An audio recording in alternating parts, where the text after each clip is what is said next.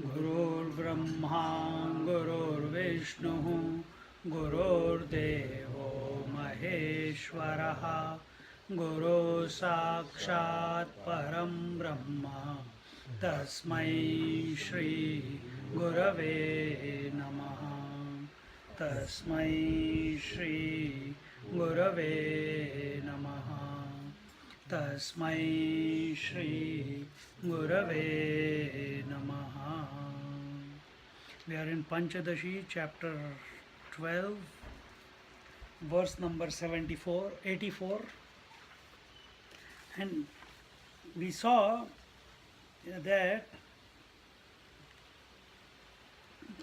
because the teacher mentioned the topic of yoga abhyas, the student is a little bit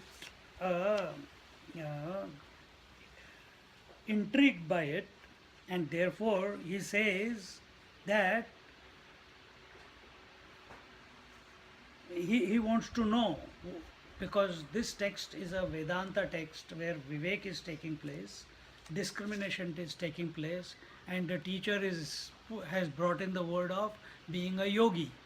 But his probably whatever is the student's problem, we will see what his problem is. And so here, recognizing the difference in people's temperaments, Bhagavan Krishna suggests two paths, and we saw this last time. And one is taking the position of the ultimate and always knowing that the self is the kshetrajna and the field, and both the knower of the field and the field are my own expressions, and this is the knowledge without thoughts. And the second path was where the student is still caught up, so he's been asked, withdraw your mind and put it on the consciousness, on the conscious self. And these were the two paths. So now the question arises, here Swamiji says, there are some people who are unable to expose themselves to silence in order to reflect and inquire.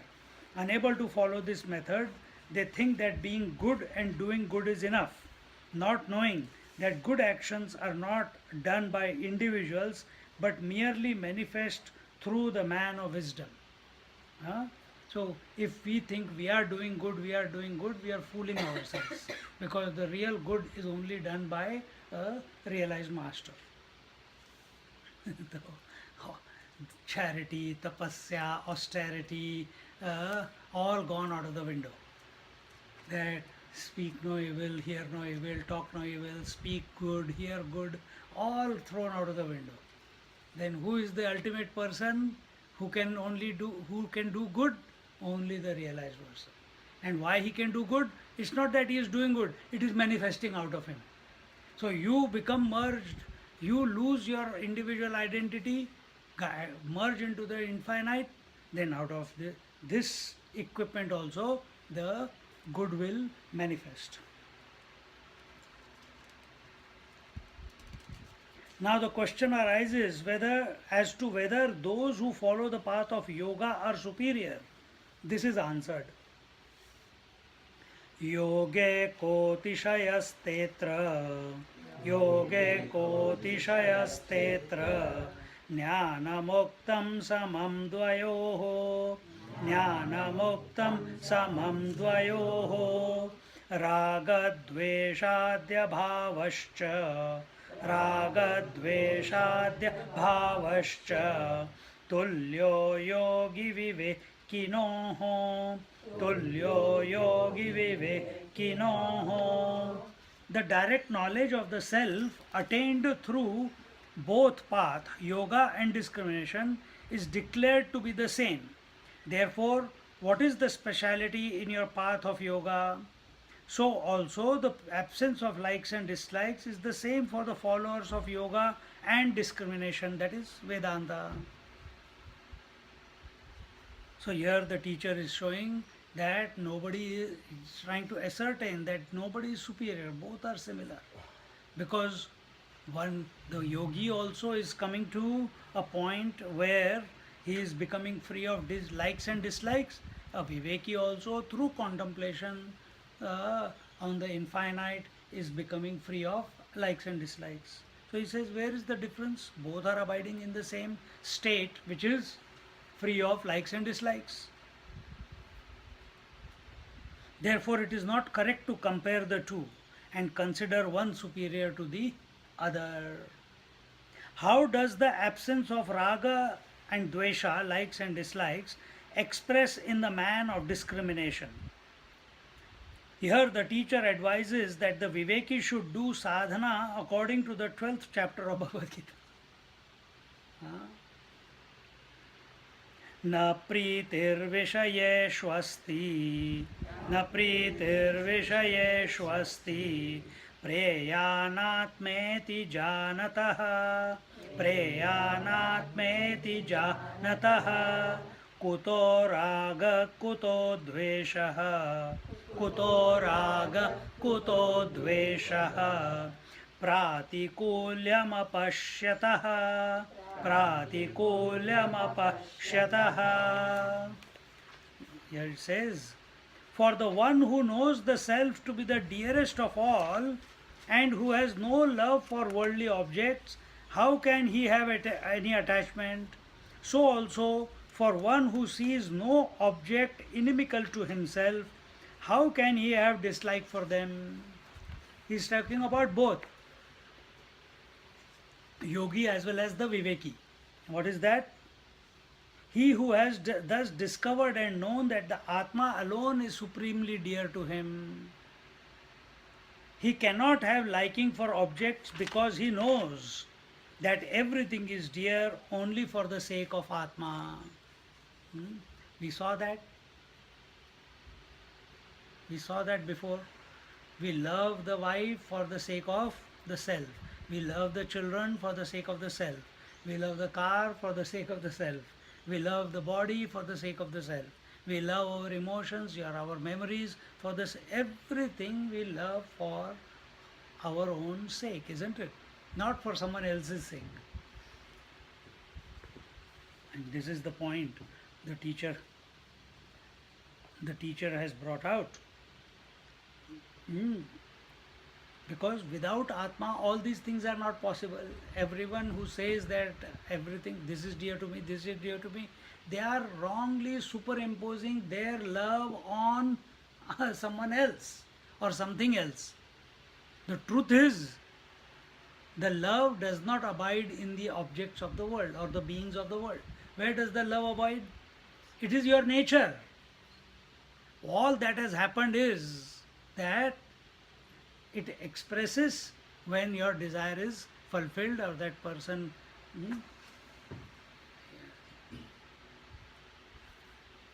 Raga kuta pratikulyam apashyatah dveshah kutah. So how can he be attached to particular objects? Because this seeker, this yogi, this viveki, where is his attention? It is on the self. So he has got no time to think about the objects. He also cannot have dvesha or dislike because he has no animosity towards any object. So first is raga. Raga is attachment, and when we have attachment towards something, we desire that. This person does not desire anything. Why? Because he knows everything is for the self, for the sake of the self. So his attention is on the self. He cannot have dislike towards anything. Why? Because he doesn't see anything other than the self. Because he has got no hatred towards anything. Yeah? He does not see pratikulya. Pratikulya is he doesn't see anything in this world which is against him. Nothing is against him. Pratikul is favorable. pratikul is unfavorable. So nothing is unfavorable towards him.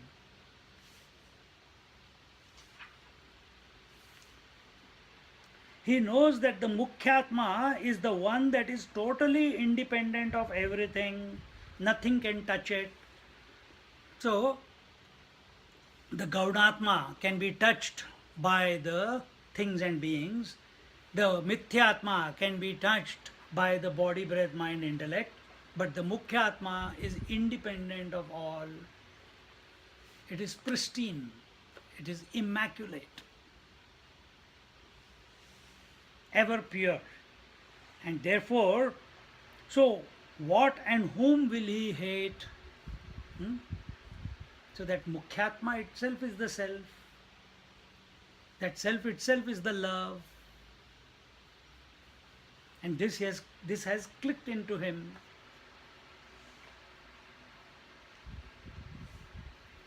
In this way, the Viveki has no liking or aversion towards any object. Likes and dislikes have as much reality as the hero and the villain on the stage. Neither is real. See, so see, this is the most important point in our understanding is that we have to change our take on the world and ourselves. Right now, we are so engrossed in family, family, family, wife, wife, wife, husband, husband, husband, children, children, children, money, money, money, property, property, property, morning till evening. Not just you, me also same story. Morning, take to the airport, come back, buy milk, buy vegetables, get the dough ready, this, that. Where's the end? Water the plants. See? If the attitude is, can you escape that? No. But if the attitude is, that, oh my God,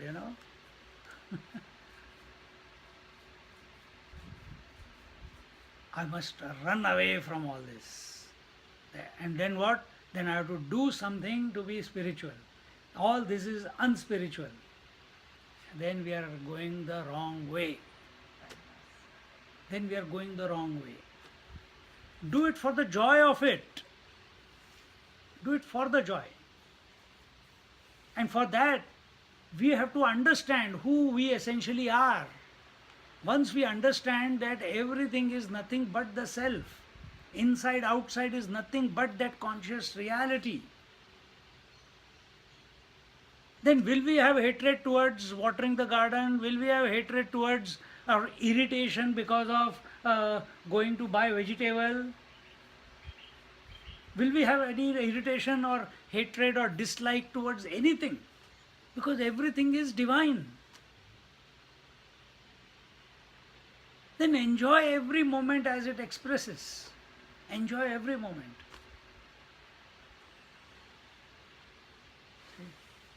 And how would you enjoy it? If you get too excited, then there is unexcitement also. It will reach eventually, the culmination is silence, inner silence. You can be speaking and yet be silent out inside. You can be hearing and yet be silent inside.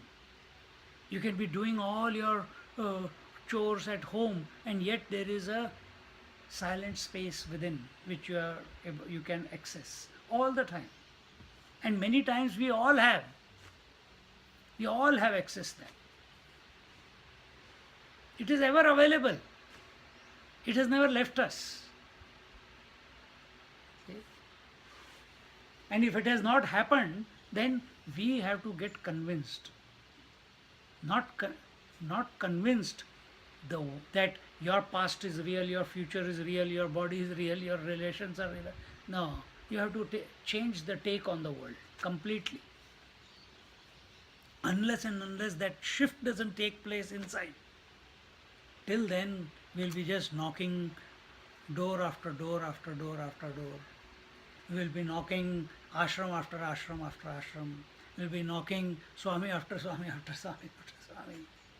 We'll go shunt from one satsang to the other. thinking that here it will click, here that will click, here this will click. Nothing is going to happen. Because whatever needs to happen within. Your take on life needs to change. Right now, the take on life is all based on survival. Right? Everything is on survival. Survival of the body, survival of the job, survival of the relationship, survival of everything, everything. We must come out of that mode of survival. It should be the take of bliss, not take of survival. Every moment, express the bliss. And only you can know whether you are faking it or are you really there. We have the right answers when we say something. If, my mind also says it, but only we know from inside how much we are established in it. See? Are we convinced? Are we still getting distracted by the Mithyatma and the Gaunatma?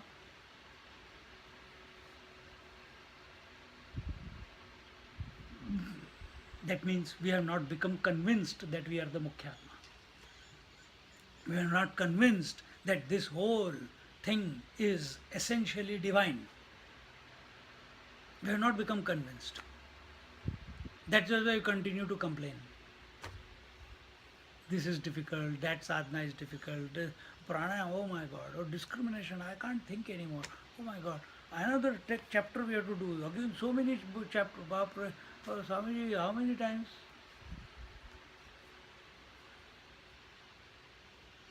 Till we don't vanish.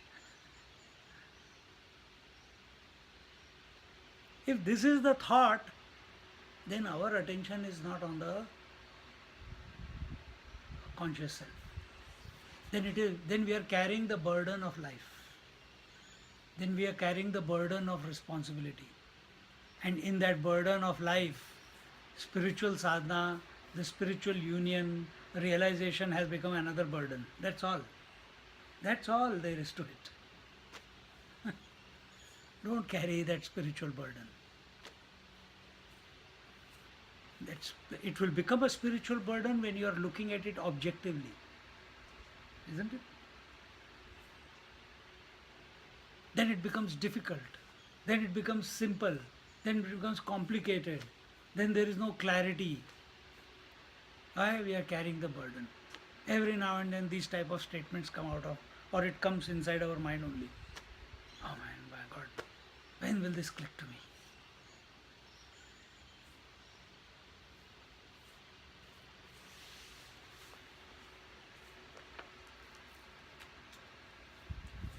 Only if this path is not for the faint-hearted. It requires a lot of courage and commitment.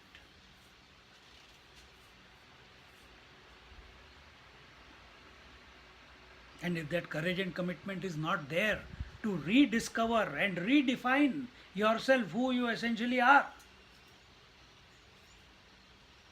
then go to the temples, do the havan, do the pujas, do the Ashtottara, 108 names, 1000 names, 1000 times chant Rudram, go and sit in a cave. All this as time pass.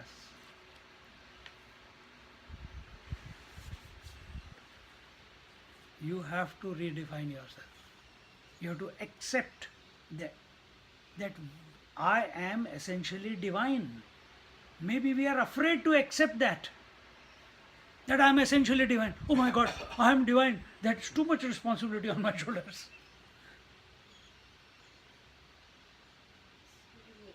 That going to the temple and chanting and going to the cave and everything, that could be the beginning of Bhakti Marga. And then, Could be. See the context where we are. Okay. Don't go back into the basics. Where we are in Ananda Mimamsa. We have done the Sat Chit But 4 knowing books. yourself is not it, isn't it, Swami? That's not completely. What is that? You have to know yourself. That is the ultimatum. But then there are paths to come to that point, isn't it? What is their path? There is no Like path. Bhakti, jnana, and No, all that is, throw it out. Throw it out. Just come to yourself. Why do you need a book to come to yourself? Or do you know? Do you not know yourself right now? I thought it's in Bhagavad Gita. It says like. Are you? Do you not know yourself right now? That's Do what- you not know? Do you know that there is someone who's making your body alive right now? If it has gone away, then it will be dead. Yes. Keep thinking about it. Why do you need a book to think about it? I'm not saying about books only. Going to the temple is not going. It's one of the action that we do. Action cannot take you to the But reality. That is न to forget कर्मणा न others. प्रजया धनेन त्यागे नैके अमृतत्वमानुषुः परेण नाकं निहितं गुहायां विभ्राजते यद्यतयो विशन्ति न कर्मणा न प्रजया न धनेन त्यागे नैके अमृतत्वमानुषुः. Only through renunciation. Stop accepting yourself, whatever you accept yourself as this body. See if it is limited or unlimited. Forget it. Drop it. If I am a wife, limited or unlimited? Limited. Drop it. In your mind, continue your role, but in your mind don't accept it. Because whatever has to express there when the husband comes, it will happen. Whenever you are anywhere, even in a temple, you are doing the puja, because you have been trained in that way, or it will happen. But inside, this is a inner makeup that we are talking about. I'm not explaining well. I think what I'm trying to say is for a beginner. No, we are not talking about beginner. Talk about yourself. I'm a beginner. Sorry. Talk about yourself. Yes, I'm a beginner. So in order to understand where I am, how to get through, my path could be bhakti, or I could go to the temple and. We are in the 12th chapter of the Panchadashi. We have sorted all that out before. Your question is, we have already sorted it out. In this chapter also we have already sorted out that everything that we do is for the sake of the self. That's For the sake of the self. Yeah, that's it. Find out what the self is. No amount of doing is going to make you realize the self. No amount of doing. I understand. Whether it is bhakti marg, whether it is yoga marg, whether it is kundalini marg, no amount of doing is going to make you realize the self. I understand what the book says, but in order. No, I'm not. This is okay. In order for me to understand, to come to that stage, I have to start somewhere. What when is- I'm studying what- here, what but is- my practices could be something different. No, but what is there to there is no stage here. This is what the Vedanta is. Vedanta is not talking about any stages. It is right here and now. Okay. Right here and now, even while we are talking. So all of us are in the same. Absolutely, right Should now. be. Okay. Right now. I didn't realize. Yeah, there is nothing, there is nowhere to reach, nowhere to go. You are the self right now. No, I am the self right now. Huh. But in order for me to understand or to realize that, Right now. to realize that, While we are studying, while we are listening, right now you realize yourself.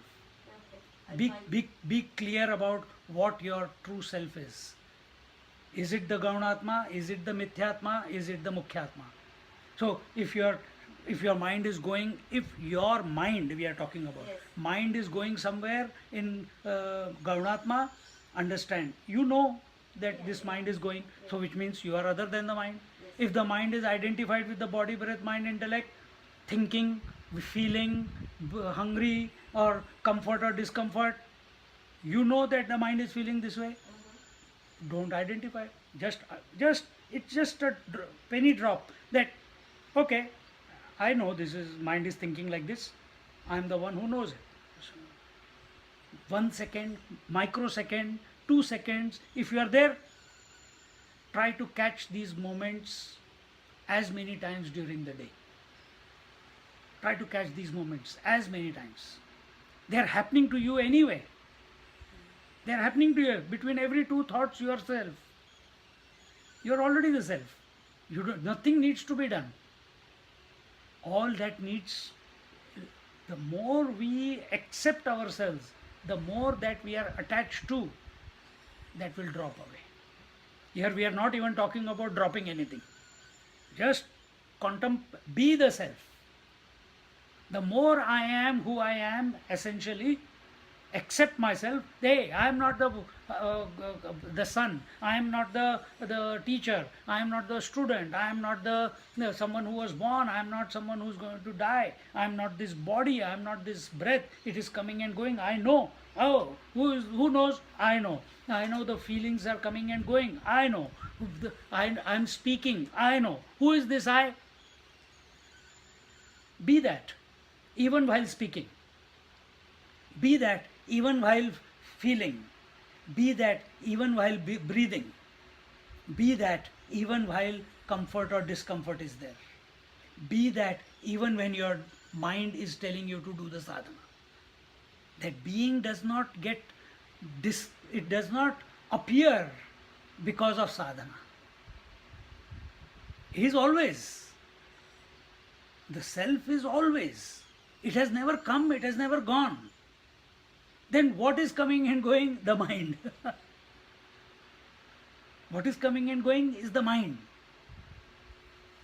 And when this mind is, and if you are taking the position that, hey, I know the mind is coming and going, you are there at that moment. That very moment you are there. No more sadhana required. And yet one must do the sadhana. But when you say you know, then you are... It's a knowingless knowing. It is not, if you know it through the mind, then you have gone the wrong way.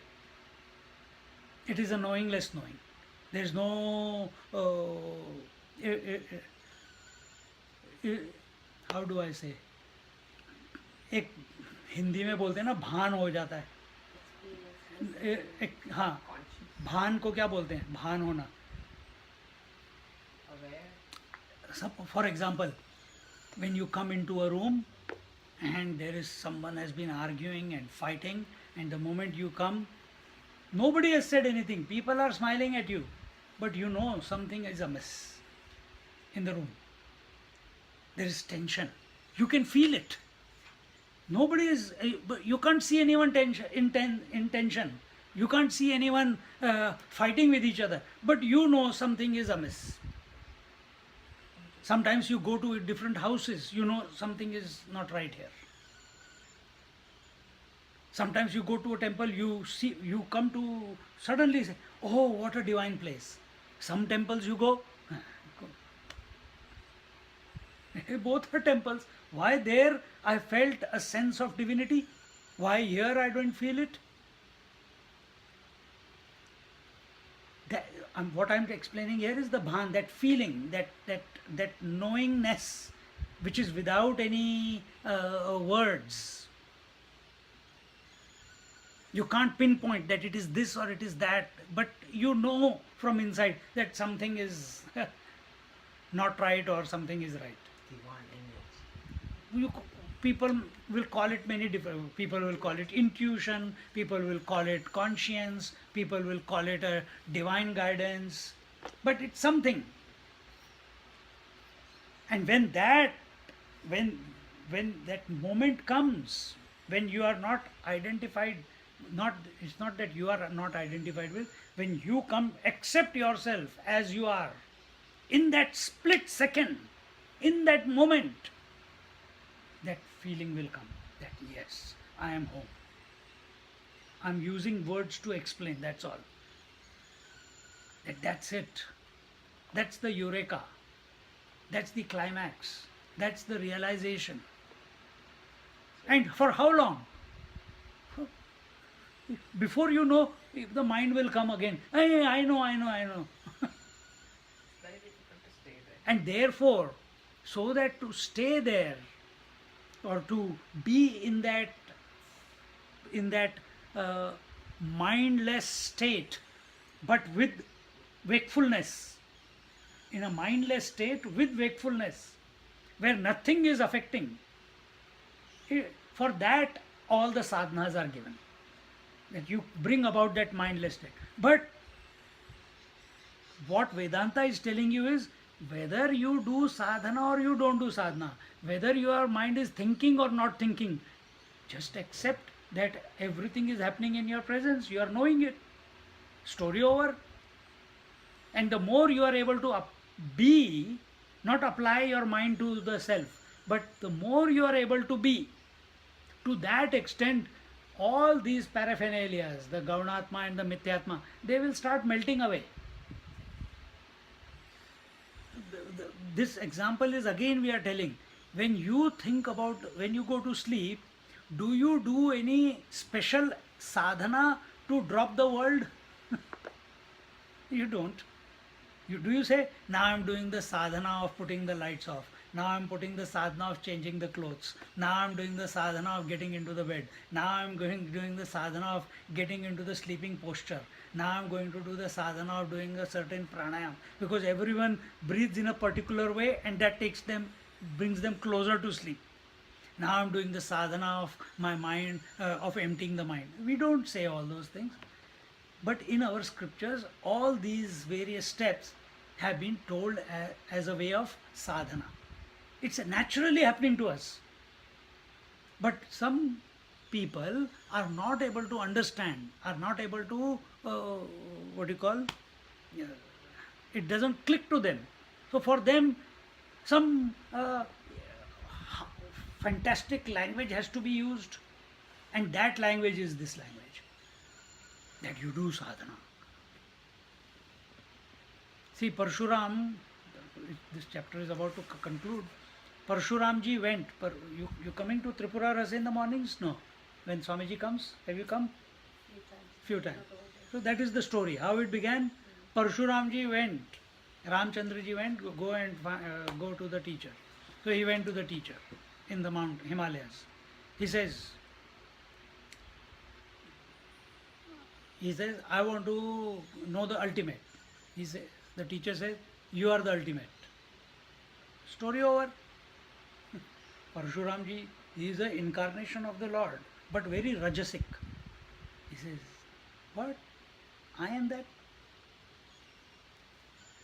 Bonkers or what? Something missing.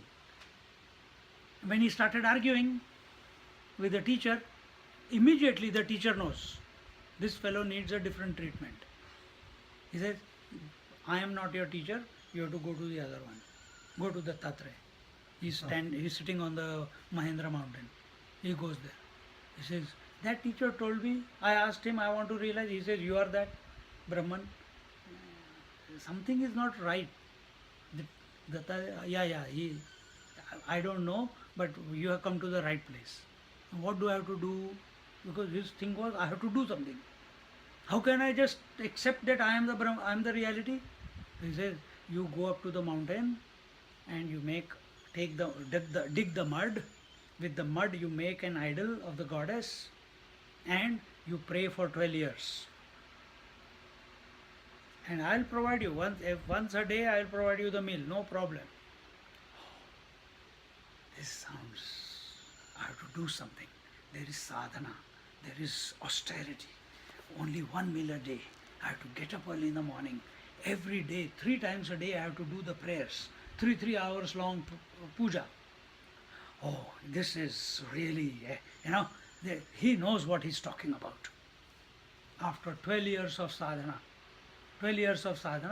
one day, after 12 years, one day the thought came. I dug the mud, I made the statue, I do the puja. How can this mud doll is more important? No, it doesn't even have a life in it. How come it has become more important? I am the one who's doing. Then who am I? The question, because of those 12 years, the question comes to the Dattatreya Maharaj, his teacher. He says, teacher, he says, why did you come? 12 years are over. but this question has come and I don't know what to do with this. I dug the mud, I made the statue, I did this. Then reality is there or reality is here? He said, you are that. He said, that's what that fellow told me. That's what that fellow told me.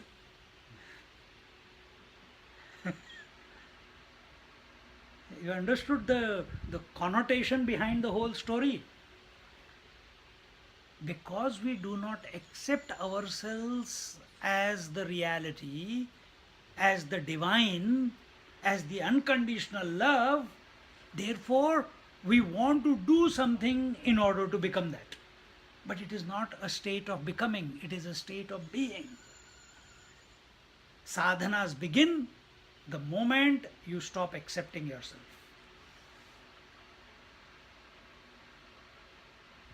Stop accepting yourself as the essential, essence, as the Paramatma, as the essence of the Paramatma.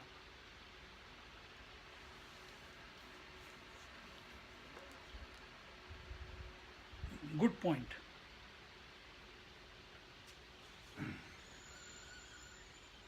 Therefore, the Viveki does not try to do good, but goodness just happens. As long as we want to do charity, as long as we want to help people, as long as such people are called social workers. I told you once I was invited to some place. All Hindu organizations, chiefs sitting there. I was the keynote speaker. And I read the meeting, minutes meeting was there first, and then I had to give the speech, keynote speech. And what was the topic? Oh, we want to be of service to the students who are coming to Australia, because that time so many cases were going on, and we want to help them. And we are writing a proposal and we are asking for the state government to give us $250,000.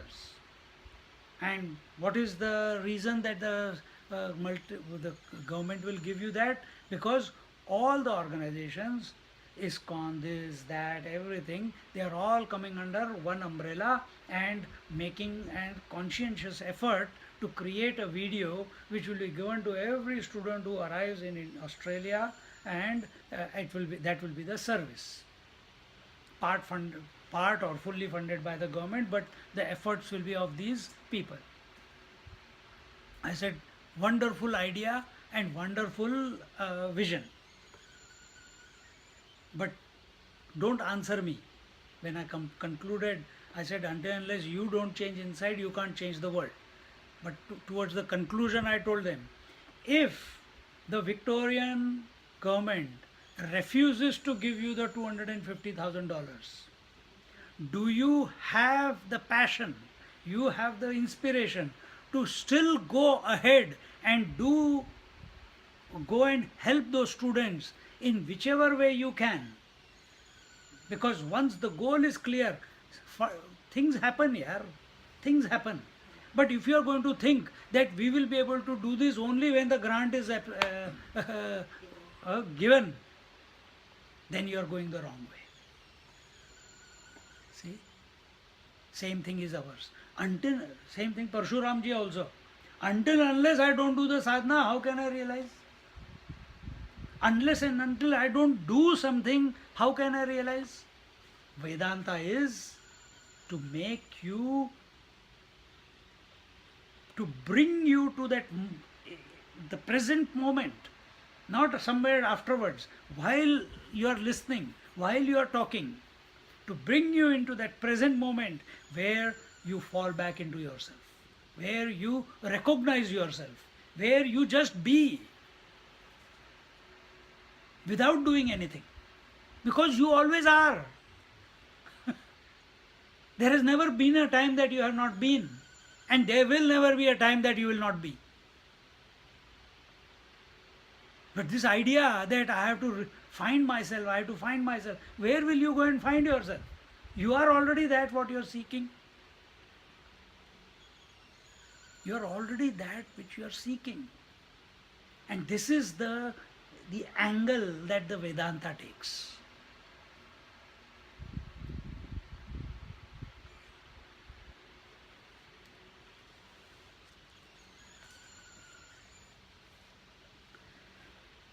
Therefore, the Viveki, the discriminating person, does not try to do good, but goodness just happens out of him.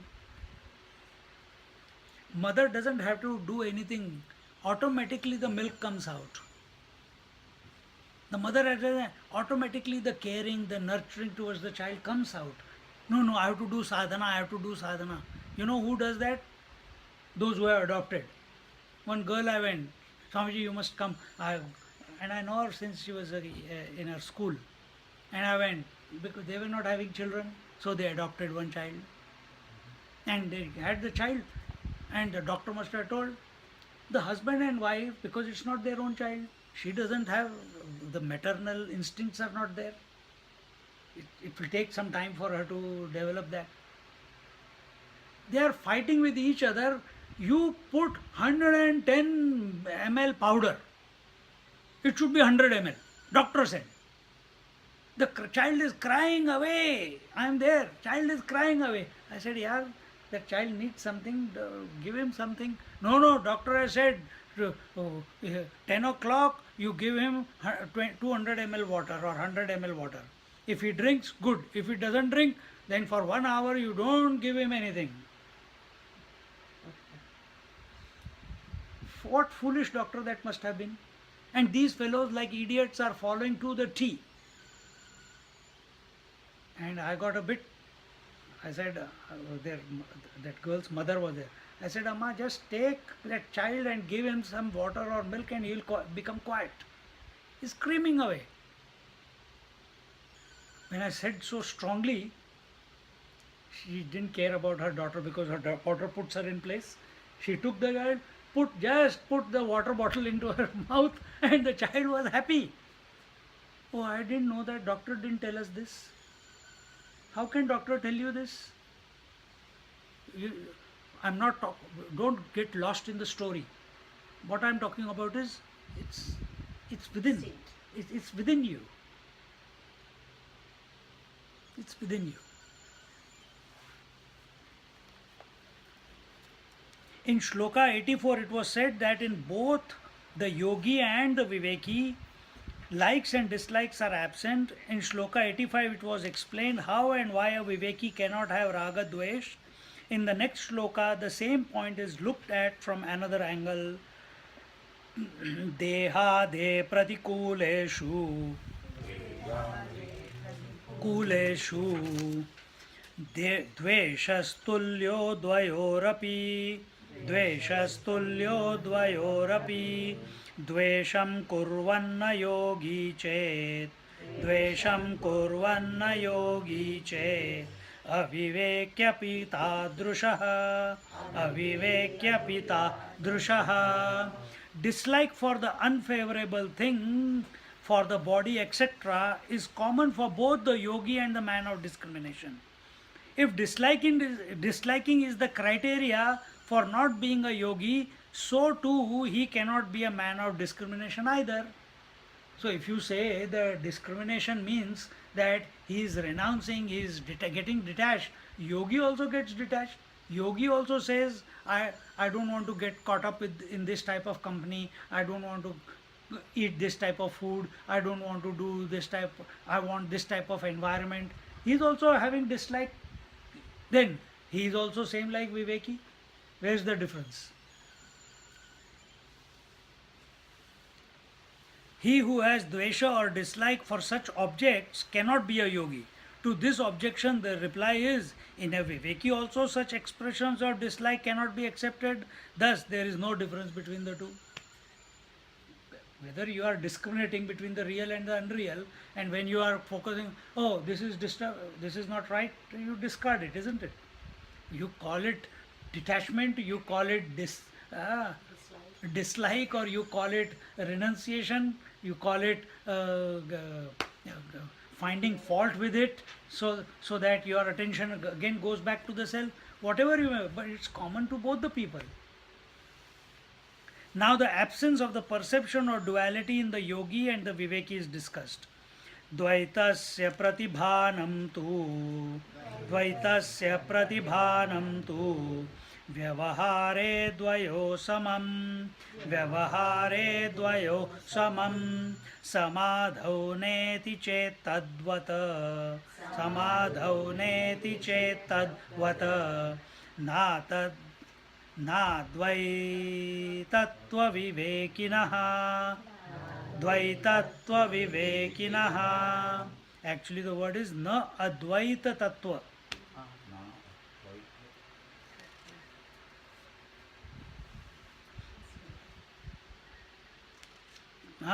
So the experience of duality is common for both the yogi and the man of discrimination. Because the yogi is also beginning from duality. He wants to attain the union. The discriminating person, the jnani, he is also coming from duality. He also wants to attain the self, which he already is. But they are both beginning from the duality only, isn't it? The beginning stage is duality only. So where are we? If one says there is no experience of duality during samadhi for a yogi, the reply is that is equally true for our discriminating person also.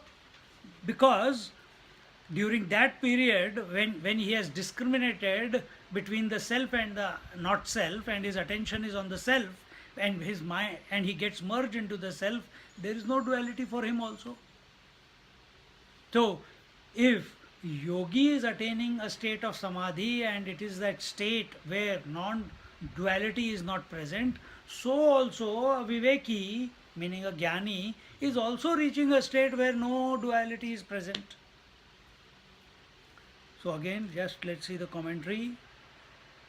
Both the yogi and viveki, when dealing with worldly vyavahara, are transacting with reference to duality. Therefore, the perception of duality is common to both of them. But a doubt is raised. For the yogi, when he is in samadhi, the perception of duality is absent because in samadhi he alone is. He has folded up his mind. To this doubt, the reply is in the same manner for the viveki also, who through analysis and discrimination and got established in Advaitatva, that is the being of non-dual existence, there is no possibility of Dvaita. So both the yogi and the viveki are when they reach the ultimate, they are both established in the same truth. It is not two different experiences. How is the absence of duality possible in the viveki, since his very tool of discrimination is in and the support of duality? You understand what the student is saying? So you may not have thought this question, but the student has.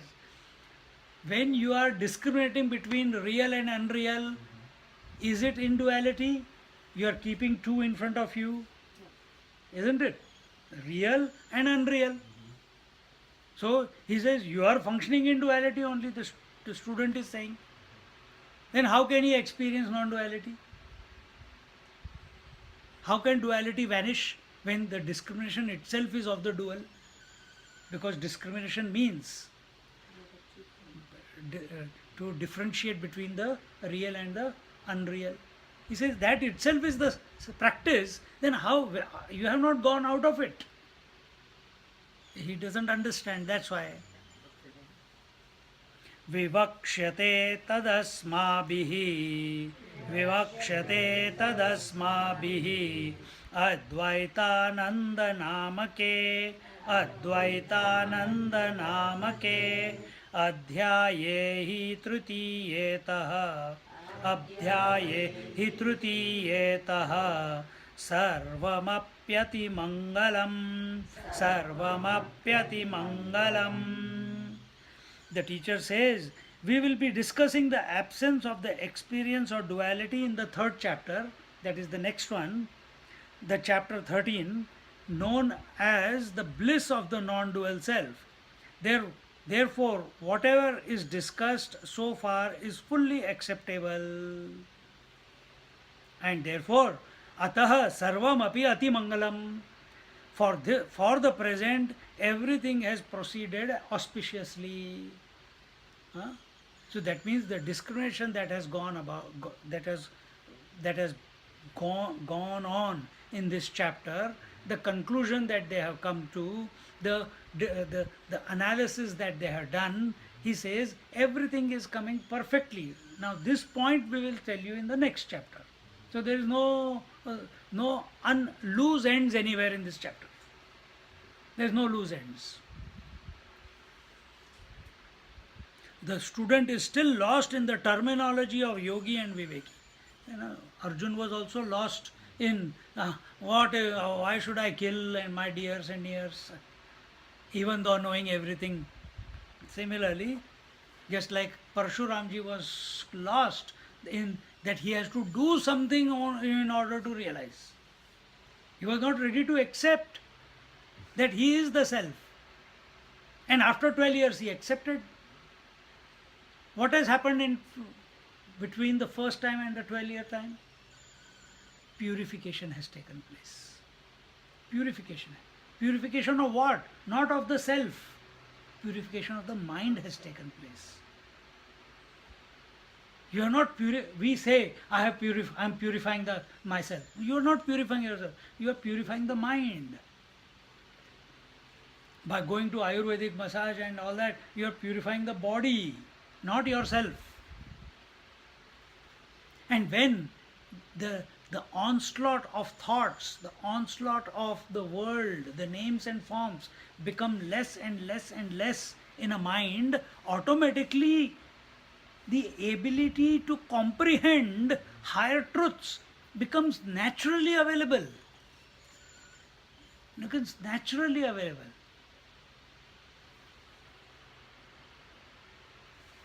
No effort is required there. Things click like that. Like a small child, you tell him the Pythagoras theorem, it will not click. But you tell a science student, it will click. Who is in year 10, 11, 12, whatever. Isn't it? Didn't have to put any effort. First time he hears, he understands. But as much as you may try to tell a young child, he will not understand. As much as you may try to tell a person that sugar is sweet, he will not understand until unless he tastes. He will not understand.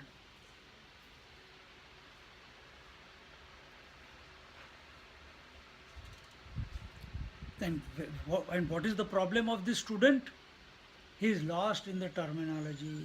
He is lost in trying to work out the state of realization objectively. That is what he is lost in.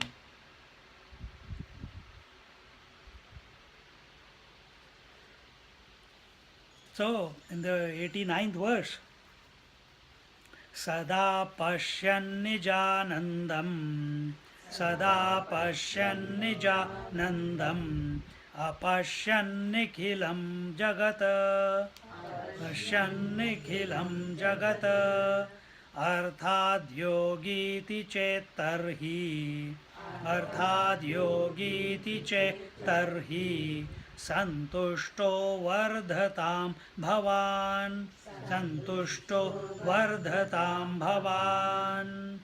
Experiencing the bliss of self and not seeing the duality in this total world is in fact a yogi.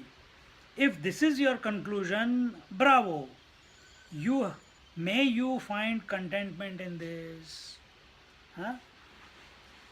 The student still had a doubt. If a person is always established in the bliss of his own Atma, and if he has already rejected the duality, that is the Jagat, the world, that means he is a yogi. Because according to this student, what was a yogi? Who is in Samadhi? Who is established in the self? Who has detached from the world completely? Isn't it? Now what is Viveki? He is coming to, the student himself has come to the conclusion that the Viveki is not aware of the world, is not, what you call, no dislike for the world, is not attached to the world, is not thinking about the world. Why? He is established in the self. And suddenly the penny drops for the student. Oh, then he is also yogi. Yes, thank you very much. Thank you very much. Whichever path you may take, it reaches the same point. The teacher replies, if this is your conclusion, may you be always content. Most important thing is contentment of our mind. Contentment means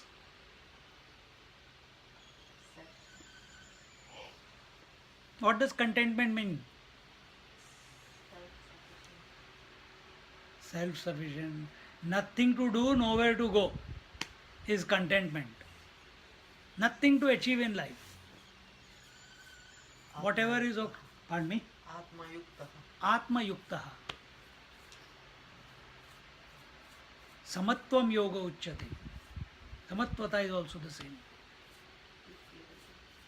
Atma yukta, the one who is yoked to the self, is Atma yukta.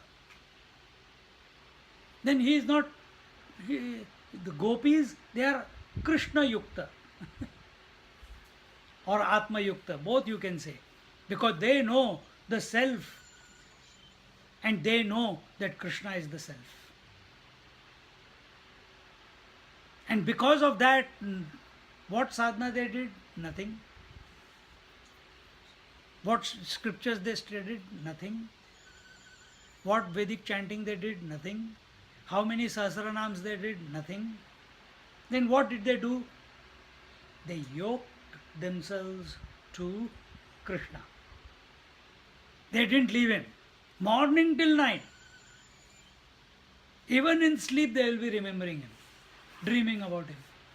24/7, only contemplating joyfully. Not why joyfully, in whatever emotion they had. But their theme was always Krishna.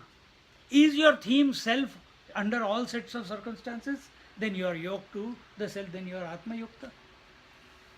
A man of wisdom, he is yoked to the self, even while functioning in the world. Viveki is the second one to realize the self by self-inquiry or By inquiry, by discrimination. Viveki does not mean inquiry in just inquiry. Vivek, the word Vivek means discrimination. So the one who does Vivek is called a Viveki. But we can combine being a yogi and a Viveki, right? But it's one and the same thing. How does it matter? How does it matter? Whether you do or not do pranayam, but your discrimination at the back must be clear. Without discrimination, you cannot move ahead, even if you are a yogi. Because you have to make a discrimination. Oh, Yeah, exactly. At some point, you have to make the discrimination. You have to drop the asana to begin pranayam. Somewhere you have to drop the asana. Then you have to drop the pranayam to get into pratyahar. Then you have to drop pratyahar and to get into dharana. And then you have to drop dharana and dhyan to get into samadhi. So somewhere that shift will come, and it will become, you will become aware that I am getting caught into this, and this is not self. essentially overlapping. It is absolutely. Concluding the chapter, Brahmananda Brahmanandabhide Granthe Manandabhide Granthe Mandanugraha Siddhaye Dvitiyadhyaya etasmin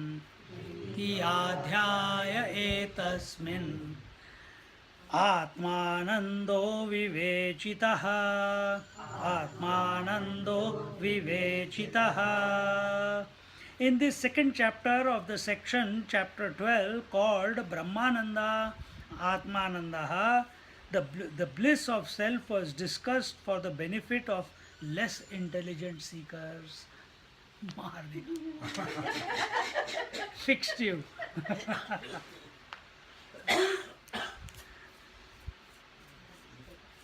For less intelligent seekers. Why less intelligent seekers? Because they are unable to give up their obsession with the world. They are unable to give up their obsession with the body. When it is with the world, they become the Gaunatma. When it is with the body, breath, mind, intellect, they become the Mithyatma. This obsession they are not able to give up. Because they are not, that is why in the beginning I was talking so much about accepting yourself as you are. Not as a body, not as a thinking person or a feeling person. No, who knows that this thinking, feeling, everything is going on. That one.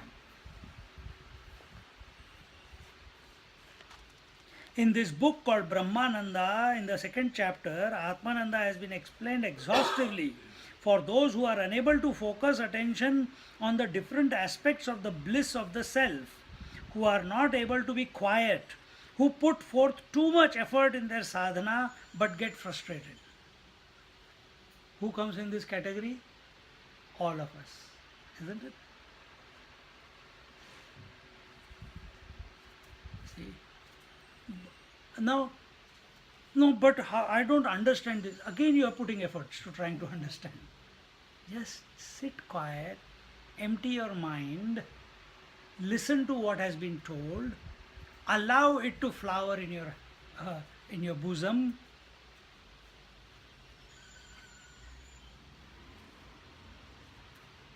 For those who are unable to focus attention on the different aspects of the bliss of the self.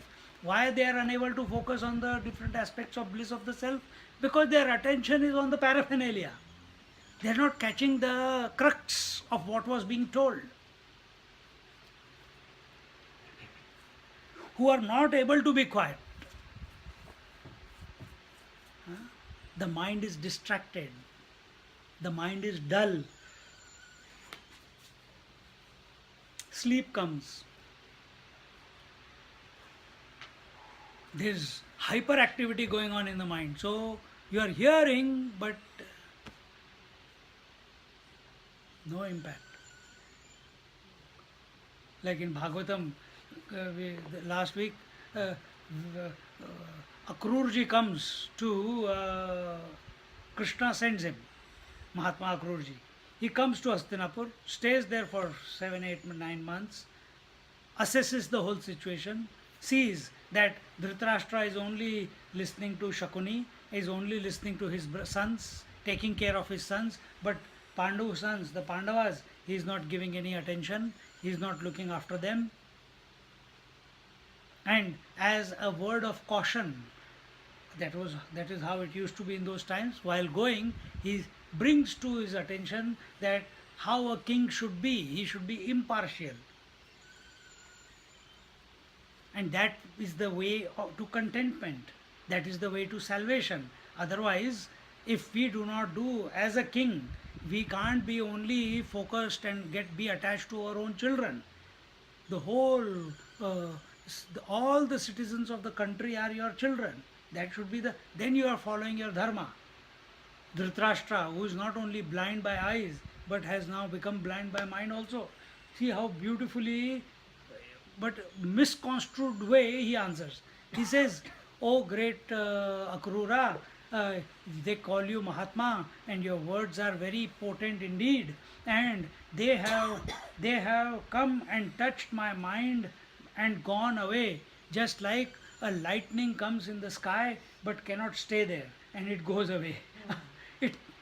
In the flash of that lightning, you can see, in the dark also, you can see the things. But for how long? For a split second, and then it goes away. He says, this is how my mind is. It has become. And they say that Krishna has taken birth and the whole world is Krishna only. He, the Lord, when He has come, He knows what He is doing. I'll leave it to Him and I'll continue. I can't help but I take my children's side. See, this is how, it is not Dhritarashtra. We all give such type of justifications for not being the self that we essentially are. Keep justifying. कब होगा कब होगा अरे यार प्रभु की लीला है, whenever it happens it happens.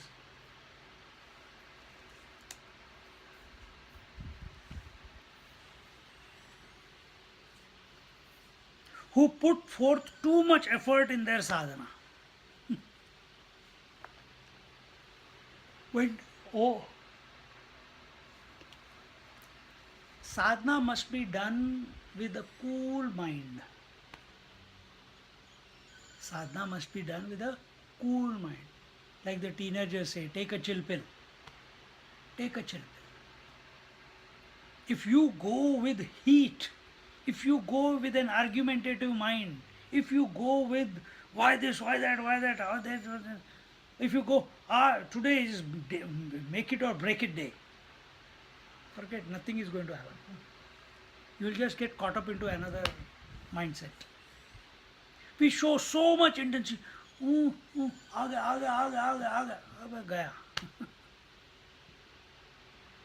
Not like that. By closing your eyes and intensely thinking about it, it will not come. You will get a headache. It doesn't happen that way, my friends. It has to be, you have to accept it with an absolutely cool mind. A cool mind is an equanimous mind. A cool mind is a balanced mind. A cool mind is that mind which accepts everything, rejects nothing, retains nothing. That is a cool mind.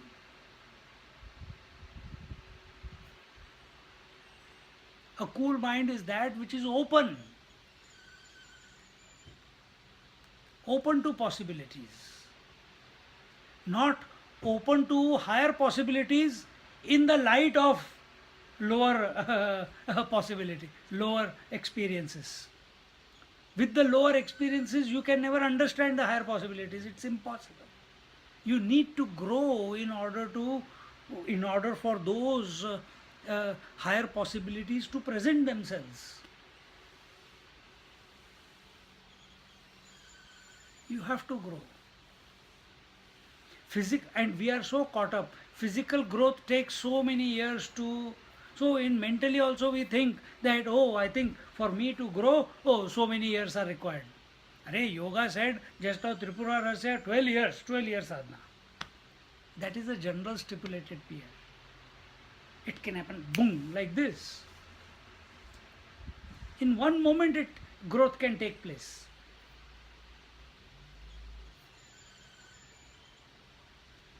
I think here or in Bhagavad I told the story of that two people.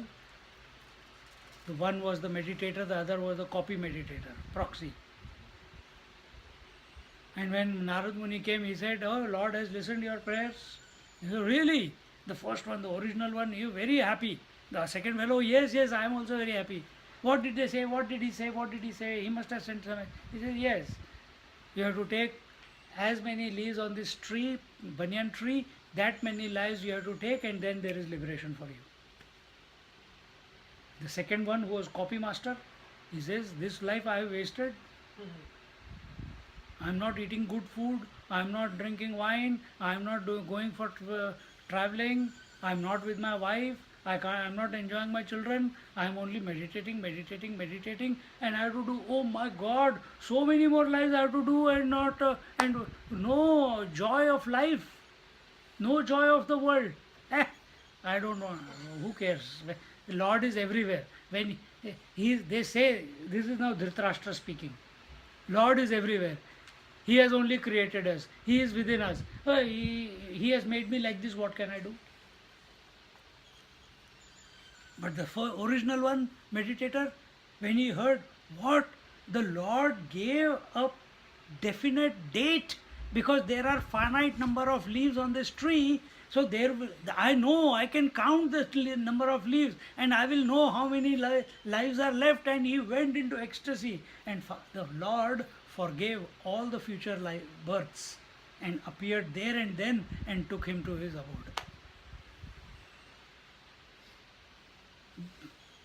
This is the Anand.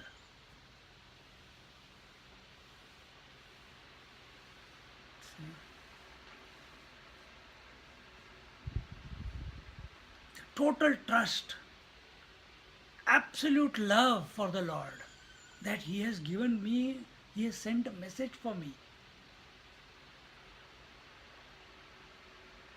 When scriptures are saying, you are that, you are that, you are that, really? We are not convinced. We are not convinced. That is why we are in the grey area.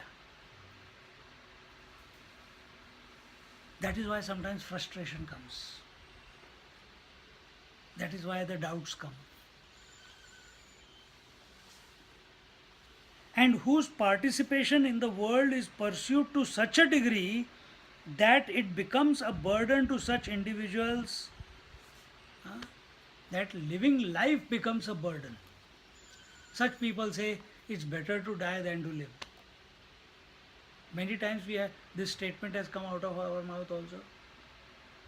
It's better to die than to live. And when you think like this, then you start seeing around the world only wrong is happening. There is no good. When you have that type of mindset, you will see only negative everywhere. Why? And then that negativity comes in our sadhana also. Oh, I don't think this is working. Oh, I don't think this sadhana is working. I don't think that sadhana is working. I think I must go to some Mahatma and he will touch me on my head and then it will start. I think this is the one. He looks very nice. He smells nice. Maybe this is the one. I feel something is happening, And I'm not talking about myself. So many people come and tell these type of things. It's all nice to feel good in the presence of a teacher or in the presence of some Mahatmas when they come to Melbourne, but they are temporary. They will come and go. They will come and go. We went to when I finished my studies with Swamiji, for 3 months I was traveling around India. I went to one place in Kadapa, near in Andhra Pradesh, near Tirupati, on the plains. Very dry area. And there one Mahatma is there. He is a Dattatreya devotee. He was a Hindu fellow, married, but there was a fakir living in that village, in Kadapa. That time it was village, now it is very developed. And the fakir used to take care of his master's body, which was buried in the ground. And he was looking for some Muslim fellow to come and take over from him and do that. He says, whoever comes, I'll give you all my powers. Nobody was ready. In the end, this fellow, our Dargah Swami, his name is Dargah Swami. So he came. And because he was going to die, he said, I'm going to leave my body, but I'll transfer everything, and said, this is the Dargah. Dargah means the tombstone of a realized master. And his wife stays with him, but doesn't interfere in anything. And when we went to meet him, he's many years now, he was in his 60s that time. He said, oh, we have come from Chinmayananji or Chinmay Ashram, or this is my teacher, or that. He says, I only told Chinmayananda to start the ashram. I only told Chinmayananda to go to Shivananda. I only told Satya Sai Baba to do this project. He doesn't say, Oh, they are great. Oh, thank you. It's good. You should be. No. He says they are. I only told them. As if he is the Lord of the whole world. He says nothing happens in this world. Even one grain of sand will not move without telling me. And with that conviction he told us, my word, we were taken aback. And then when we were leaving, he fed us, and then we slept for some time, and then we got up and we were ready to leave. And while leaving, we were sitting. Suddenly he came from his room, and from his room there were steps. He sat on the steps, and suppose that where she's sitting, that is the steps, and I'm sitting here, and the other boys and brahmacharis, they are sitting in the front facing him, or on the side, but I'm right in the front. And I looked at him, and something happened inside me. I don't know what happened. I didn't blink. I couldn't blink. And I was sitting like this for good 12-14 minutes. He did not leave my eyes. I did not leave his eyes. No blinking. And in those 10-15 minutes, my body, it was tired after a whole day traveling and everything. It was sitting like this. But there, even while looking into his eyes, it kept going dang, dang. It became like a ramrod straight, and tears are flowing out, but he's not blinking and I'm not blinking. It was like a Shakti path, they say, no? Something like that. See? But this whole story I told you because he says nothing in this world nothing happens without first me coming to know. See, that's a great statement. Because that is the truth for every one of us. You have to take it and start abiding in it. You have to start abiding in it. It's not that her truth, they are separate. It's the same. It's the one. Allow expansion to take place. Allow. The more you think, the contraction will take place. The more you stop thinking and remain awake, expansion will take place. The more you stay awake and do not think, expansion will take place.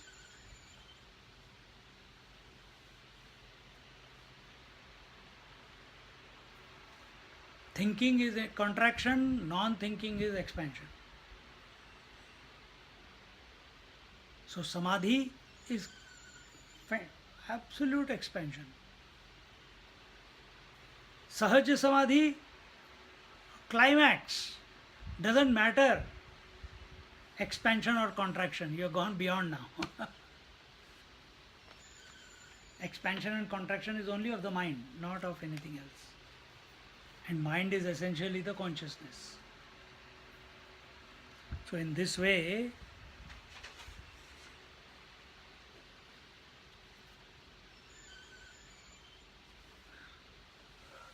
the chapter began by telling us that the chapter is about the method of inquiry about the truth for an ignorant person, for the dull-witted person. And it concluded also with that only, that it is for them. And who are these dull-witted? Those who are object and being name and form oriented. They are not ready to accept themselves as the Mukhyatma. Now the next chapter will be Brahmanande Advaitananda. So how this essential self, first we saw it is ever in the state of union. Second chapter we have seen that it is the most dear to us and it is the Mukhyatma. Now the third chapter will show that this same self, there is no duality possible within it. This duality that we see is a seeming duality. There is no duality. And that we will begin in our next class. ॐ पूर्णमदः पूर्णमिदं पूर्णात् पूर्णमुदच्यते पूर्णस्य पूर्णमादाय पूर्णमेवावशिष्यते ॐ शान्ति शान्ति शान्तिः हरिः ॐ श्रीगुरुभ्यो नमः हरिः ॐ. Just sit quietly for a minute or two.